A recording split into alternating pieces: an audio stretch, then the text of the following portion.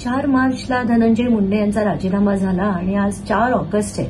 म्हणजे तब्बल 5 महिने त्यांनी त्यांचा शासकीय बंगला खाली केलेला नाहीये आणि त्यावर त्यांचं असं म्हणणं आहे की माझ्या आजारपणामुळे आणि मुलीच्या शाळेमुळे मला मुंबईत राहणं गरजेचं आहे. तर त्यासाठी कुठलाही स्वाभिमानी माणूस जर असता तर त्यांनी एक 2 बेडरूम किचनचं घर विकत नसेल तर त्यांनी भाड्यावर घेऊन ते राहिले असते.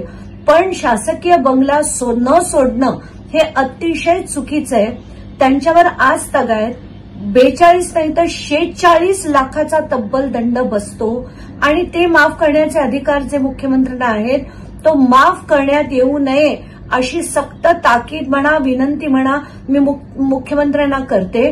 त्यांनी हा दंड 1 रुपया सुद्धा माफ केला नाही पाहिजे.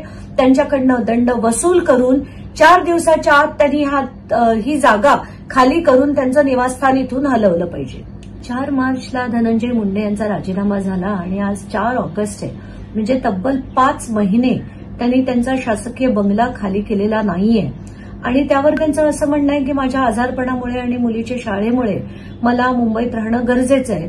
तर त्यासाठी कुठलाही स्वाभिमानी माणूस जर असता तर त्यांनी एक 2 बेडरूम किचनचं घर विकत नसेल तर त्यांनी भाड्यावर घेऊन ते राहिले असते. पण शासकीय बंगला न सोडणं हे अतिशय चुकीचं आहे. त्यांच्यावर आज तगायत 42 नाही तर 46 लाखाचा तब्बल दंड बसतो आणि ते माफ करण्याचे अधिकार जे मुख्यमंत्र्यांना आहेत तो माफ करण्यात येऊ नये अशी सक्त ताकीद म्हणा विनंती म्हणा मी मुख्यमंत्र्यांना करते. त्यांनी हा दंड 1 रुपया सुद्धा माफ केला नाही पाहिजे.